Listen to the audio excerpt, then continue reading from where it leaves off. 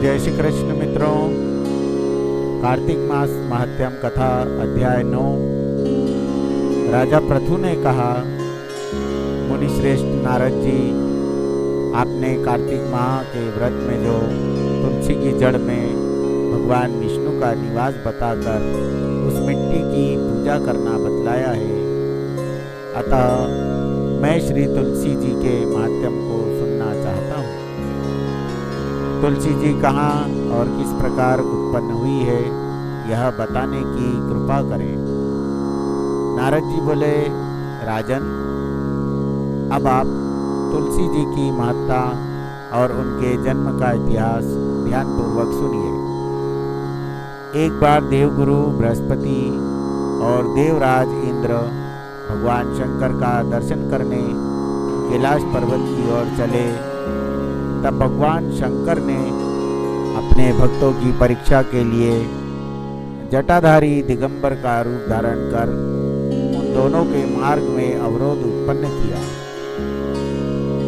यद्यपि वह तेजस्वी, शांत, लंबी भुजा और चौड़ी छाती वाले गौरवर्ण अपने विशाल नेत्र से युक्त तथा सिर पर जटा धारण किए वैसे ही बैठे थे, तथापि उन भगवान शंकर को न पहचान कर इंद्र ने उनसे उनका नाम व धाम आदि पूछते हुए कहा कि क्या भगवान शंकर अपने स्थान पर हैं या कहीं गए हुए हैं।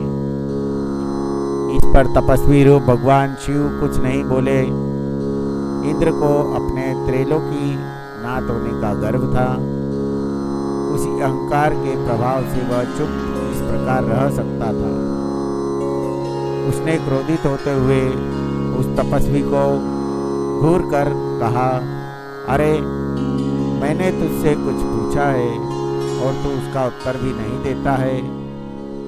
मैं अभी तुझ पर वज्र का प्रहार करता हूँ, फिर देखता हूँ कि कौन तुझ दुर्मति की रक्षा करता है। इस प्रकार कहकर जैसे ही इंद्र ने उस जटाधारी दिगंबर को मारने के लिए हाथ में वज्र लिया, वैसे ही भगवान शिव ने वज्र सहित इंद्र का हाथ स्तंभित कर दिया और विकराल नेत्र कर उसे देखा। उस समय ऐसा प्रतीत हो रहा था कि वह दिगंबर प्रज्वलित हो उठा है और वह अपने तेज से जला देगा।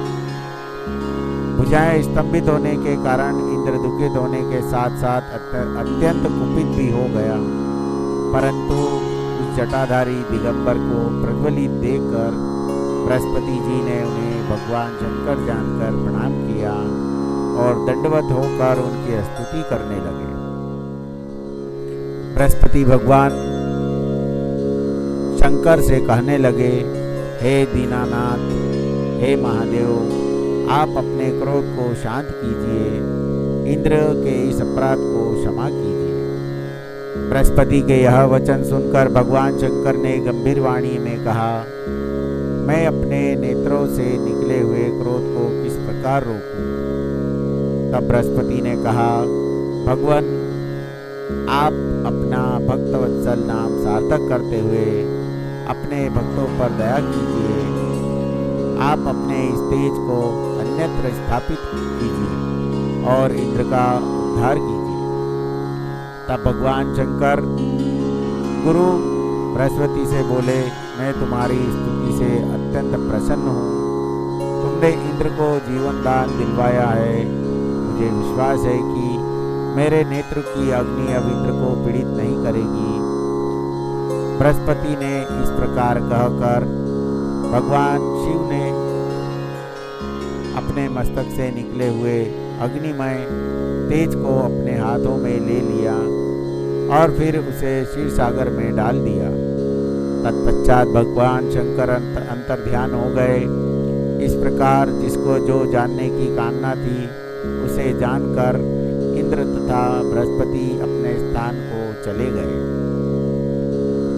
कार्तिक मास महात्म्यम कथा अध्याय 9 समाप्त।